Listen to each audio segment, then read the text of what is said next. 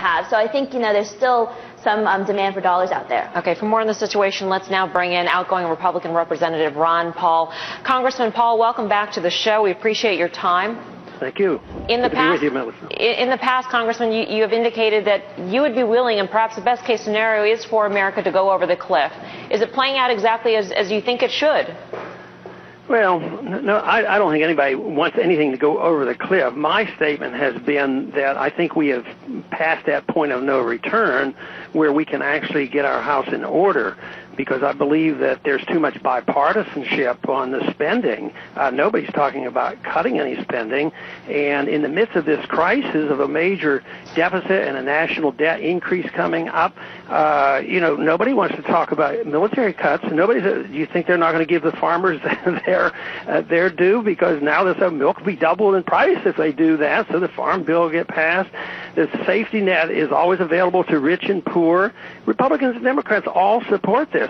Now there's been a recent hurricane. There will be no hesitation whatsoever to spend that money without offsetting it.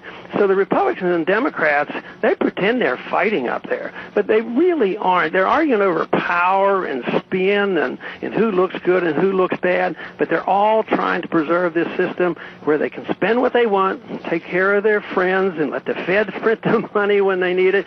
But the markets are saying, and it'll get a lot worse, I think they're saying there's a limit to this, and we're reaching it, and there is not going to be a political solution here in the next 20 days or 30 days or even 6 months. Whatever they do here between now and the beginning of the year will just be fluff, and it will not solve our problems. Ron, thank you for joining us. It's Amelia Bordeaux. I have a quick question for you. If no deal is reached by year end and we do go off that fiscal cliff, what is the point for Democrats and Republicans, meaning who has more leverage now that we've gone over the fiscal cliff in their bargaining power? Who does it benefit? Which party does that benefit the most?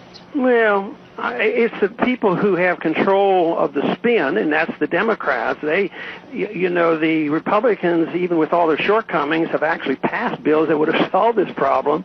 But the spin that is accomplished by the Senate and by the president and by the media, it makes it look like Republicans don't care or didn't do anything. So I think the whole country is who will lose. The country loses, but I don't think anybody has any benefit. But I think they'll come up with something. It's sort of like, how many times have they had a solution for the Greece crisis?